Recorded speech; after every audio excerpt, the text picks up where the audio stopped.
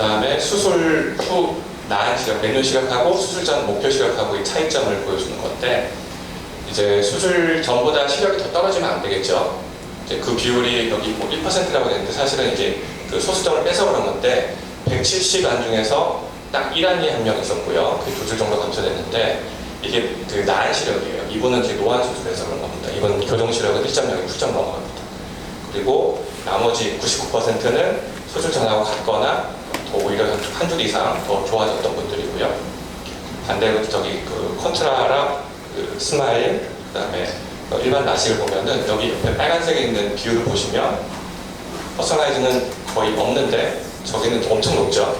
특히 스마일 보세요. 거의 2줄, 3줄 이상 원래 목표 시력보다 감소한 경우가 41%입니다. 저런 거를 좋은 수술이라고 이제 광고를 하고 그걸 믿고 일반 분들이 수술을 하시는 거죠. 그래서 스마일 하고 나서 실제 목표 시력보다 안 나와서 고생하시는 분들은 복시나 빗번짐이 되게 심한 분들이 많습니다. 이런 것들, 저런 것들도 해결할 때 퍼스널라이즈를 교정하고 있어요. 그 다음에 요거는 또 다른 이제 시력 평가하는 건데, 이제 수술 전에 이제 목표한 시력이랑 또 수술하고 나서 최대 교정 시력. 그러니까 아까 말씀드린 것처럼 노안 수술하신 분들은 원래 이제 나은 시력이 떨어지기 때문에 이제 원래 목표한 시력보다 더 떨어진 시력이 없어야지 안전한 수술을 볼 수가 있는 건데, 퍼스널라이즈는 0%입니다. 나머지 보시면 스마일 53%로 엄청 높죠. 일반 라식이랑 컨트라보다도 높습니다. 27%, 22%도 높은 편이에요. 4명 중에 거의 한 분은 원래 목표한 시력보다 시력의 질이 떨어진다는 뜻이거든요. 적은 빈도가 아닙니다. 그런데 이런 사실을 사실은 안과 의사들도 잘 모르고, 저도 이런 통계를 내보기 전까지 저도 별로 잘 몰랐었어요. 그래서 시력의 질에 대해서 이제 또 말씀드릴 건데요. 각막 비대칭이 아닌 경우에도 퍼스널라이즈를 하는 게 좋은가? 그런 분들, 이게 실제로 이렇게 질문하시는 분들이 상당히 많습니다. 나는 각막 모양도 이쁘고 안경 쓰면 아주 잘 보여요.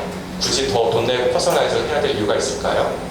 앞에 제가 보여드린 것처럼 기존 수술들은 각막 모양이 이뻐도 수술하면 수술할수록 오히려 안 좋아지는 쪽으로 되지만, 퍼스널라이즈는 그런 걸 이제 예방을 해주는 거거든요.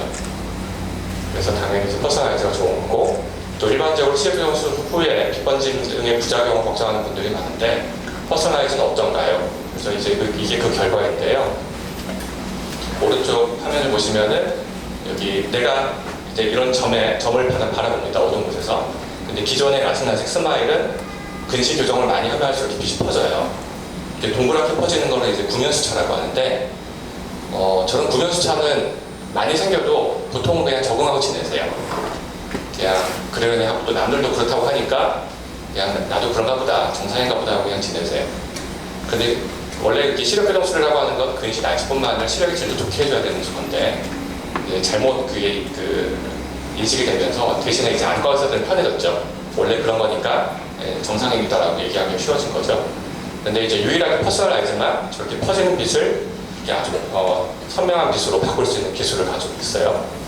그래서 이거는, 이 그래프가 뭐냐면은 제가 수술했던 환자들의 수술 전과 수술 후에 그 구면수차, 빗번짐의 강도를 이제 비교한 건데요.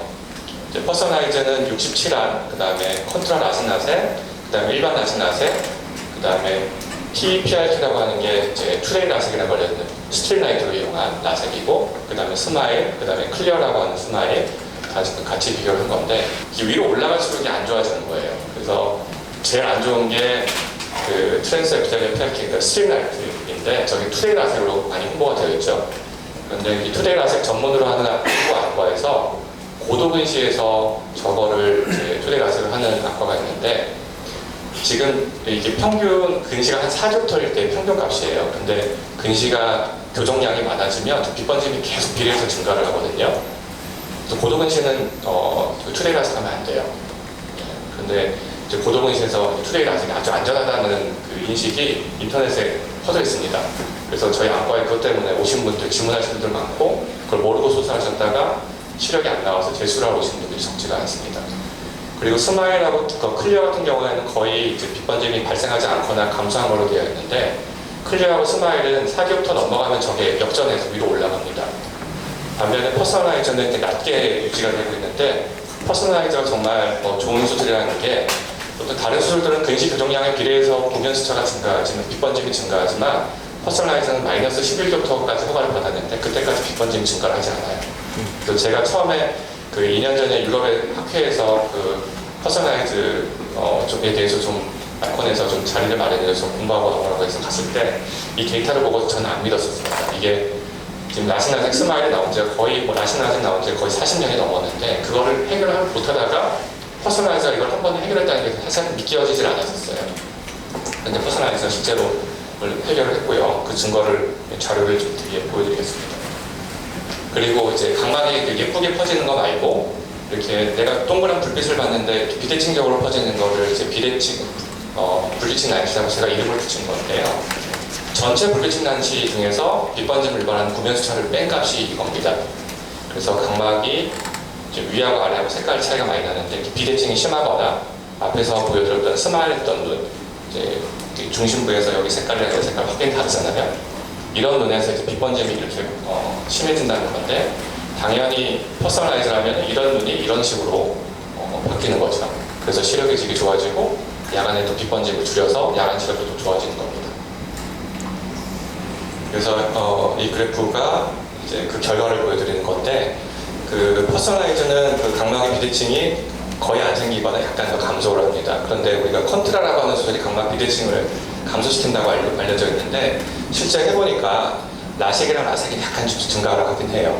그러니까 아주 심한 불비칭 난시는 비대칭은 감소하지만 심하지 않은 그 각막의 비대칭은 유지가 되거나 약간 증가하는 경향이 있는 걸 확인을 할 수가 있었고 보시면은 제일 심하게 발생하는 것이 일반 라섹, 그 다음에 스마일, 클리어 이런 식입니다. 그래서 각막의 비대칭이 잘 생기는 수술들은 수술을 하고 나서 회복이 잘못되면은 겹쳐 보이는 것 때문에 엄청 고생하시는 분들이 있어요. 그런 분들은 대부분 정신과 약 드시고 오세요. 계속 눈 뜬 상태에서 세상이 계속 겹쳐 보이기 때문에 아주 미세하게 겹쳐 보이는 것이 상당히 사람한테 스트레스를 크게 줍니다. 저희 안과에 오시면은 하루만 정도 계시면은 계속 좌석에 앉아서 울고 계시는 분들 꽤 많아요. 그런 분들이 이제 스마일이나 라섹하고 나서 겹쳐 보이는 것 때문에 그런 분들 많아요. 저도 그런 분들 얘기 들어주느라고 시간 다 갑니다. 다음에 5번째로 맞춤형 수술인 이제 컨트라와 퍼스널라이즈의 두 가지 기술적인 차이가 무엇이냐?